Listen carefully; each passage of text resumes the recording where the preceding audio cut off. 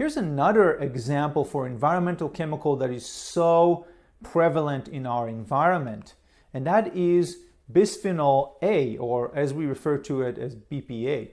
There's a connection was found between BPA and weight gain and insulin resistance. And globally, we are ingested an average of 5 grams of plastic every week, which is the equivalent of a credit card. So there are multiple sources of exposure to those environmental chemicals. Take BPA, for example. One of the sources of exposure to BPA is through ingestion of food that were stored or warmed up in plastic containers.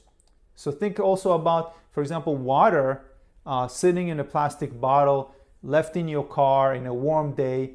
That will accelerate the release of those chemicals into the water that you're going to be drinking later. There's also exposure through maternal-fetal transmission through the mother's breast milk to the infant. Inhalation, skin, such as in cosmetic products, are stored in plastic bottles, and eye contact. Now, once in the human body, BPA can negatively impact several organs, such as the thyroid, adipose tissue, liver, heart, female and male reproductive organs. BPA belongs to a group of endocrine disrupting chemicals, and both animal and human clinical studies have reported that these chemicals contribute to chronic diseases such as metabolic, reproductive, and neurological conditions. This is a picture that describes the multiple different diseases and conditions, and this was published in 2021. It presents just a few examples of the hormonal imbalance and pathological changes that occurs in reproduction organs, such as the increase of some cancers. There's also, when we look at the neurological disorders, you can see depression and anxiety. And when we look at the metabolic, you can see diabetes or insulin resistance.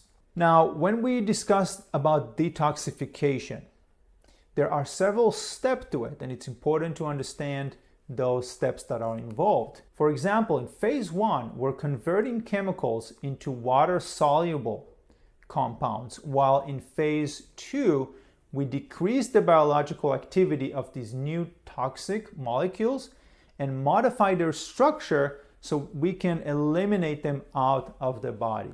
Unfortunately, if phase 1 is working more than phase 2, now what happens is you have more water-soluble chemicals that can cause damage to the cells and organs. There are specific lab tests to measure the function of those detox pathways with each patient. Diet, lifestyle, and several nutritional and herbal factors can make a significant impact on each one of those phases. But again, it's important to know with each patient what's working and what's not properly working and where we want to support them. So here's an example I wanted to bring to you about a herbal compound that could be beneficial with patients, for example, that have a lower phase 2 function and a higher phase 1 function, which, as I gave you in that previous example, is really not beneficial for the patient. It's actually more harmful because they're now having more metabolic waste and more water-soluble chemicals or compounds that are harmful. So when we look at this particular herb referred to as milk thistle or psyllium, this herb in animal studies were found to increase levels of glutathione in the liver cells, and that's your master antioxidant that protects your cells from oxidative stress. It decreases oxidative stress. It stimulates or inhibits phase 1, and then it will stimulate phase 2 detoxification, which is, in this particular case, that's something that we would want to do. The recommended daily dose of milk thistle, also referred to as silymarin, usually ranges between 420 milligrams to 600 milligrams, depending on the application. There are multiple dietary and herbal protocols and supplements that can be used with different mechanisms of action. So it's important to not just understand the particular protocols, but also have a deeper understanding of how they work so we can personalize them for each one of our patients. Here's an example of one of our students and graduates who transitioned from working as a physician assistant in a large medical facility to owning her own consultation practice within just a few months without any previous experience in functional medicine or business. Zerla was seeing how many of the patients she was working with in the primary care mainstream approach were continuing to struggle with their chronic conditions or chronic symptoms, and she wanted to learn about this comprehensive approach to healthcare.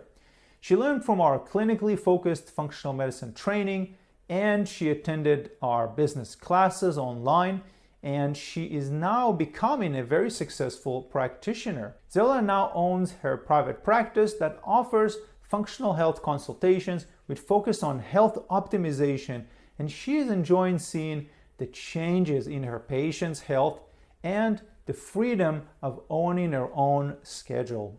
And so if you're interested in learning about the root cause of chronic diseases, gaining new skills, and offering comprehensive care to your patients, then I invite you to check out our Advanced Functional and Nutritional Medicine program. We focus on the clinical application, and the program is comprehensive, self-paced, and online, which means that you can study from anywhere. We also include a variety of specialty classes, treating autoimmune, women's health, men's health, chronic pain, metabolic, cardiovascular, genomics, talking about functional pediatrics. We got a variety of topics for pretty much almost any chronic condition out there to equip you with the knowledge and the tools to help your patients. I invite you to reach out to us to schedule a call with an admission advisor, and I appreciate you being here, watching this video, growing your skills, and offering comprehensive approach to your patient. I wish you the best of health, and I'll see you in the next class.